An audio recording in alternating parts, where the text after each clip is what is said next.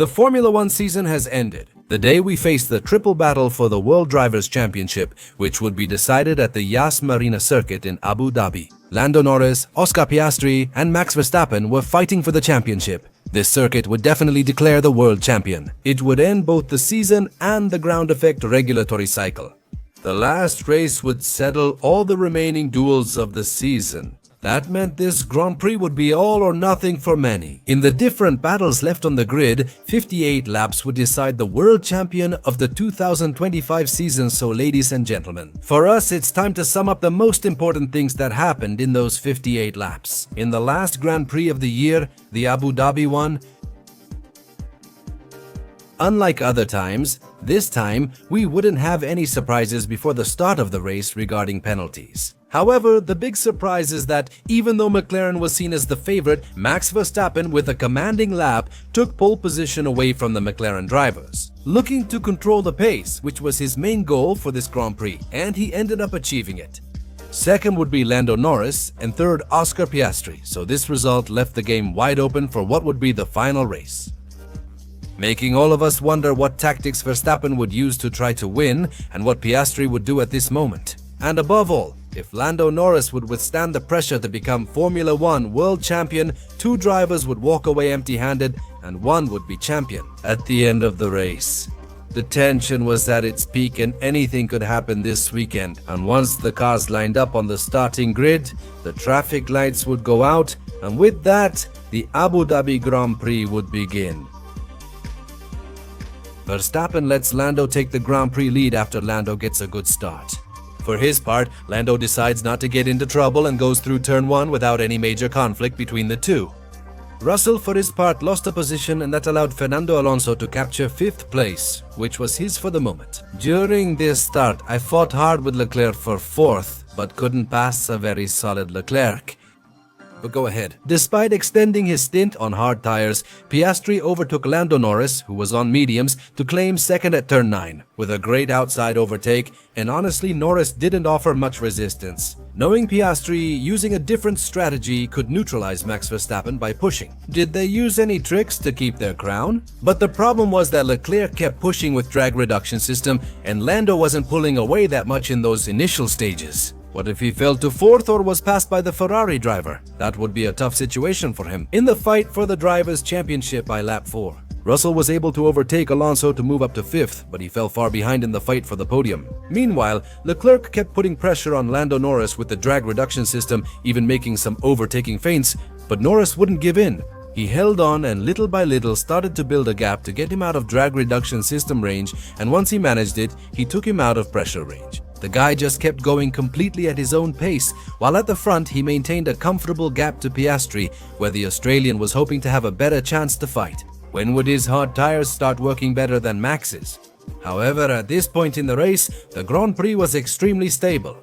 But here is also where the first pit stops for some drivers would begin. On lap 9, Hamilton made his first stop after starting on soft tires, opting for an aggressive strategy. After having been eliminated in the first qualifying cut of the top 5 group, Russell would enter the pits on lap 15, anticipating his stop significantly and responding to protect him from undercut attempts. Norris pits on lap 17, getting ahead of Leclerc, who would end up pitting on that same lap. The only issue is Norris and Leclerc would rejoin in traffic, stuck in a group of drivers who hadn't pitted yet, and so they would have to overtake on track, which means taking risks and losing time during the overtakes. Norris, mindful of this, would avoid wasting time and swiftly overtake Antonelli on lap 18. And on that same straight, the first drag reduction system zone, he would pass Carlos Sainz. Leclerc would follow him shortly after, and on the next lap, Lando makes a double overtake on Ancestral and Liam Lawson. He quickly passes the small group of traffic, where Leclerc also wouldn't lose much time overtaking, but still couldn't keep up with the British driver, and Lando Norris remained in the needed position. World champion? The last card Red Bull had left was Yuki Tsunoda, who started on hard tires precisely with the mission of slowing down Lando Norris. When he met him, he'd need to do what Checo did to Hamilton in 2021 to help Leclerc overtake by lap 24. Norris gets within striking distance, and this was the moment when Yuki had to make the defense of his life. However, his defense was very mediocre. He just zigzags all over the straight. Lando forces the move and ends up overtaking him, but outside the track. Lando can pass him, he gets past Tsunoda without losing much time and practically without Tsunoda having hindered him. The Fédération Internationale de l'Automobile would then investigate both drivers, Tsunoda for pushing him off the track and Lando Norris for overtaking with all four wheels off the track. And although they did penalize Tsunoda for making several lane changes, they cleared Lando Norris of any punishment because of the maneuvers made by the Japanese driver. The Fédération Internationale de l'Automobile noted that Lando would likely overtake Yuki Tsunoda, but Yuki's multiple moves on the straight influenced their decision. It's like Lando was forced to go off the track. With this, he avoided the penalty and continued his mission to finish third and secure the Drivers' Championship. Verstappen would finally pit on lap 23 for what seemed to be his last stop of the race, and this would leave Oscar Piastri in the lead. But a few laps after all this, those who made a stop at Pemberton would have to pit for a second stop. Starting with Lewis Hamilton, the leaders did the same. On lap 40, Leclerc pits for a second stint on medium tires. To defend against Leclerc, Lando changes to hard tires on lap 41 for his second stint. But this left Verstappen with a small predicament, because by lap 42 Piastri enters the pits after being overtaken by Max Verstappen. And this is where I think Red Bull completely loses any chance of doing something against Lando. I expected that there would come a point in the race where Max would drive extremely slowly to cause chaos. See if anyone can challenge Lando Norris and remove him from the podium. But with McLaren team's double strategy, they only gave him two options: stay on track and hold on, hoping that something would happen to Lando Norris, or go into the pits. Take a risk and try to come out ahead of Oscar Piastri, so that with fresh tires, you could start slowing down the group. But maybe they feared a pit stop error could let Piastri take the lead, and with that, their chances of becoming world champion would be completely over. But Red Bull didn't stop Max Verstappen. They missed the window to pit and come out ahead, and with that, the chance to slow down the group after lap 48. Max couldn't stop anymore, since Oscar Piastri was close enough that if Max pitted, he would come out ahead. With this, they limited any option Max Verstappen might have had to try any trick or slow the group to push Lando Norris off the podium, which practically sealed the options. What about Max Verstappen for the title? With Norris in third, nearly 7 seconds behind Leclerc, and no pressure from Verstappen, he just needed to finish to secure his first world championship. Besides that, the Grand Prix seemed decided at the front, but the battle in the back was intense. Esteban Ocon had a strong battle with several midfield drivers. Hamilton passed several drivers to score points and improve his race position. Despite his efforts in the final laps, Esteban Ocon defends and holds off the Brits' attack. Stroll made a strong push to earn more points in this Grand Prix and managed to overtake points throughout the entire race. In the final stretch, things turned against the Canadian driver, pushing Bortoleto out of the points. After this, nothing happened up front. Max was more than 15 seconds behind, unable to pull any trick to take the championship away from Lando Norris. And Norris, with all the advantage, was just cruising toward his driver's world championship title without making a single mistake. And when lap 58 arrived, Max Verstappen won the Abu Dhabi Grand Prix, but with the third place he achieved. Lando Norris became the world champion of the 2025 Formula One season.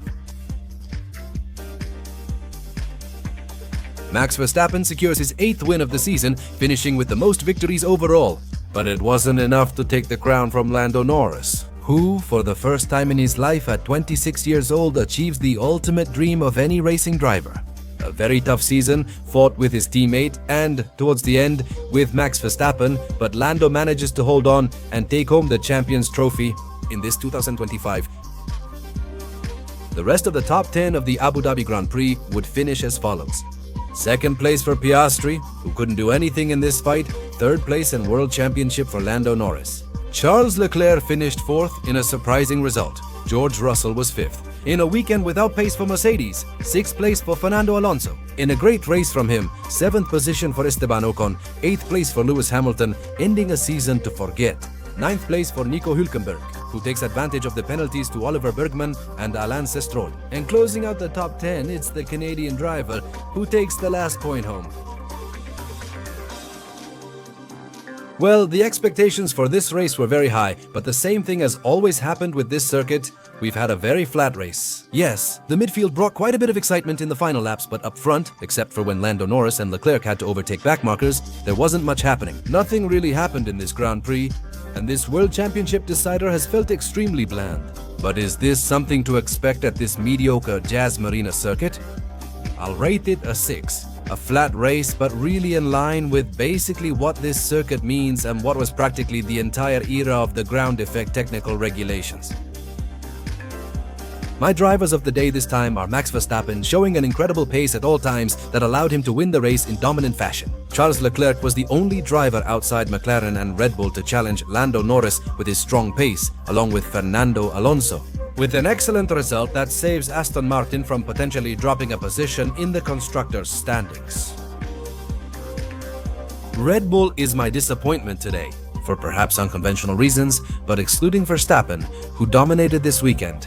From the pit wall, they didn't give Max any strategic options, at least to give him a chance to fight for that world championship. Yuki was an obstacle in the battle and did nothing to prevent Lando Norris from overtaking. And this time, McLaren outsmarted them with the strategy, where I think they were a bit cowardly when they had the chance. The option of the second pit stop that would have allowed Max Verstappen to try to slow down the group, and for Leclerc at least, to try passing Lando Norris.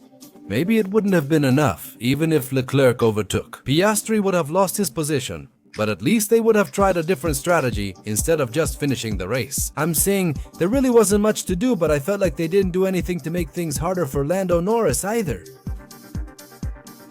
Ladies and gentlemen, this concludes our final 2025 Formula 1 season recap. But this is where I ask you, what do you think about Lando Norris as world champion? Do you like him? Do you not like him? How did you feel about this race? Who were your standout drivers and disappointments from the 2025 Abu Dhabi Grand Prix in Formula 1? Share your thoughts in the comments. If you enjoyed this video, give us a thumbs up. Goodbye. Subscribe to this channel, turn on notifications so you know when I'm uploading a new video, and share this with your friends as well. So I invite you to follow us on our Instagram and Twitter accounts, the links to which will be in the description of this video. And even though the season has ended, we'll close out this month with our analysis of who beat their teammate, and with a new episode of Historic Campaigns, which we'll release at the end of December. Thank you for tuning in, and see you next time.